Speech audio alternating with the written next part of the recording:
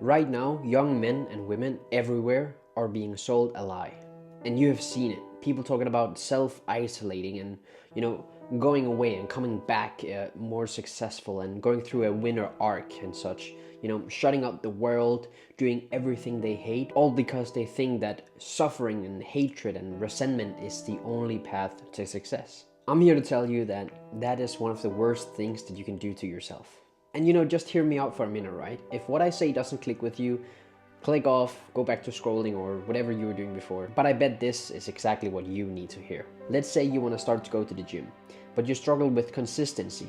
And even though you know that it's really good for you, same thing with eating healthy, or maybe it's the same thing with working on your goals in business or your studies. Why do we fail at doing the things that we want the most? Because we've all been conditioned to associate them with suffering and resentment. Before you even step foot into the gym, you're already dreading it. You know it's gonna suck and you're just gonna push through. You'll say to yourself, I'll wear a big hoodie, I'll only look down, I won't smile, I'll just lift and be angry and I'll just be mysterious and dark. No talking to anyone, no smiling, no enjoying it, just suffer your way to greatness, right? And the same thing with eating healthy. You know it's gonna suck, and so you sit there and be like, oh, this sucks, and this is so bad, and this doesn't taste well, and I miss my old spices, But that's how it's supposed to be. If it feels good, it can't be right. It has to feel bad. Or when working on your business or your studies, whatever your goals are, you're sitting there thinking, this is painful, but it's supposed to be. It can be feeling good. It can be fun. It can be something that I enjoy doing, because then it's wrong. And after 10 years of this, you expect to just magically be happy and fulfilled and feel good about things? That's delusional, man. I get it though. I understand why people fall into this winner arc mindset trap. Because it's appealing. It feels like the right thing to do. It feels like you're giving control and you're given this sense of purpose. Especially if you're young, it's so appealing because your life is unorganized, it's chaotic, uncertain and full of distractions. So when you just grind it out and shut everything else out, it feels like you're taking back control. If you just work hard enough, if you just suffer enough, if you isolate yourself enough, it will work, right? You'll make it. It's really easy to believe that pain and suffering is like a shortcut to success. We watch movies where heroes, they're going through these brutal montages of pain and training and suffering, fueled by heartbreak and revenge, and then they emerge victorious. We think that suffering is the price we need to pay in order to be great. That if we don't hate and if we don't suffer through the process, it's not worth it. And sometimes it feels good to justify our pain. Because sometimes we feel lonely or rejected or frustrated with life, and turning that into this 24/7 grind set, just hustling your way out of there, it feels like a purpose. It feels like there's meaning behind it now. So instead of dealing with the emotions and the struggles that you actually have, you just double down on suffering twice as much and isolate yourself and convince yourself that suffering is the key to get out of it.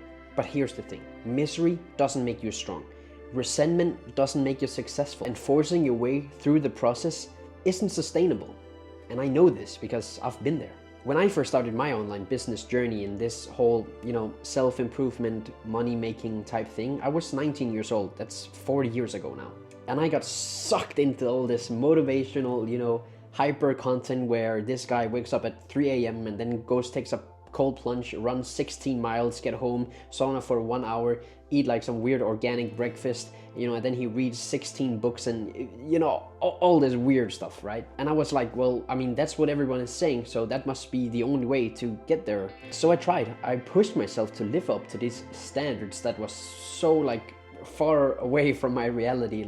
I just kept thinking, this isn't me, but I guess I have to keep going. And instead of feeling accomplished and successful, I felt lost and helpless, almost like a failure. If I followed my grind set all the time, I would fail at it, and I would feel miserable, and I would feel guilty, and in a way unworthy of the success that I'm being told that I can have if I just keep working. And so no matter what I did, no matter what I thought, no matter what I tried, there was never a single positive thought or positive mind shift in my head for years, until one day I had enough, and I told myself, no, there has to be another way. There must be a way that I can be successful or make something of myself without having it to be fueled by resentment, and not having it to be out of pure hate and anger every single day. So I tried something new. I tried smiling every time I knew that I used to know that I had to feel angry. And I started to think about, wow, I'm really lucky to be able to work on my dreams and be able to work on my business instead of having to, hustle it out and sit there in the night and work on my PC. I was like, damn, I'm really privileged to be able to buy a computer so that I can make money online to support me and my family. What a privilege that is. And I was happy with that instead of being angry about it. I changed my why from trying to prove something to someone or myself through heartbreak and sorrow to wanting to create a life for me and my family in the future that I would be proud of, and that would actually create a life for me that I would want and that I would be happy about having. And it worked. I actually started enjoying going to the gym. I became happier in my everyday life. I started seeing real results in the businesses I was trying to start. And now, after years of struggling and this pain and resentment, I have lived off my own business for over 6 months now. And this month I might hit my personal record, which is $15,000 in a month. And I'm going to do it, and I'm doing it because I love it, because I'm happy when I do it. Because I stopped working out of resentment and anger, and I started working out of gratitude. You are so blessed to be able to work on your dreams. You are so blessed to be able to go to the gym and train your body, to have food available to you. Just pick it off a shelf, right? To nourish your body. You've been given the internet, which people 50 years ago wouldn't even have dreamed of having the opportunities and possibilities that you have. But instead of gratitude, you treat these things with resentment and anger. You're angry that you have these opportunities. You're angry that you have to do these things. It's a privilege, and you should be grateful that you were able to do these things. So no wonder that your brain resists them. Like you're asking yourself, why is my brain resisting the work that I know that I should do? Because you think it's a punishment. You think you're punishing yourself. You're being angry, and it's stressing you out because you're not grateful for it. Like, think about it. If every time you went to the gym, you would be like smiling, you'd be out here like jamming to some music, saying hi to people, actually enjoying going there and feeling like you're really, really grateful to be able to go to the gym, would you skip gym as often? Like, would you skip the gym these times when you don't really feel like it, and it's kind of stressing you out? Like, if you were truly happy about going there, would you skip it? And if every time you worked on your business or your studies, you'd be thinking to yourself, wow, this is my ticket to my financial freedom. I'm creating a life for my family here. This is the way I do it, and I'm so grateful for it. Would it feel like suffering? You're not tired of working hard. You're tired of resenting it. And if you somehow still don't believe me, look at people around you. Look at people on social media. Look at the people who are actually successful. What are they doing? What are their attitude towards life? Let me give you an example. Joe Rogan. If you've seen any of Joe Rogan's podcast, he's not sitting there scowling in the dark and just rawr. He's having fun. He's laughing. He's dancing with his guests, trying out weird products, having fun, sharing cool stories. He's not sitting there being angry. He does it because he loves it. And he loves it because he does it with a grateful attitude. And he's grateful for all his listeners, and he's grateful for all his visitors and his guests who come on the podcast. But if he was like, ugh, I gotta record another podcast with this famous guy, if he was like that, his podcast wouldn't be successful. No one would want to watch that, right?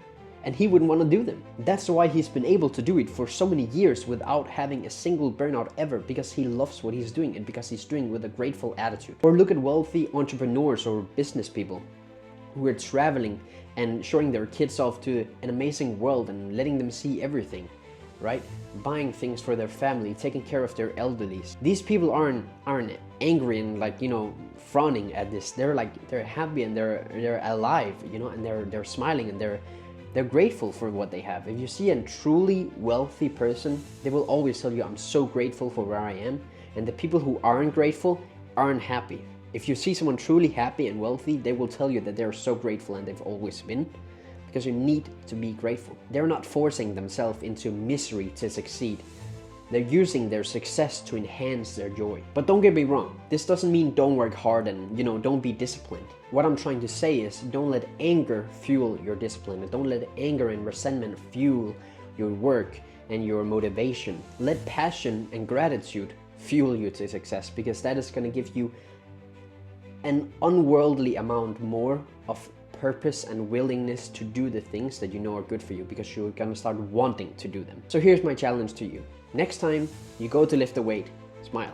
Next time you go and eat something healthy, remind yourself how lucky you are to be able to do so. And next time you sit down to do something very important, think to yourself, I get to do this, instead of I have to do this. Now, this won't change overnight, but I promise you, when you shift your mindset from anger and resentment to gratitude and passion, everything gets easier. Absolutely everything gets easier. You stop fighting yourself and you'll stop feeling like an outsider in your own journey. And one day you'll wake up and you'll realize that you're actually loving the life that you're building for yourself.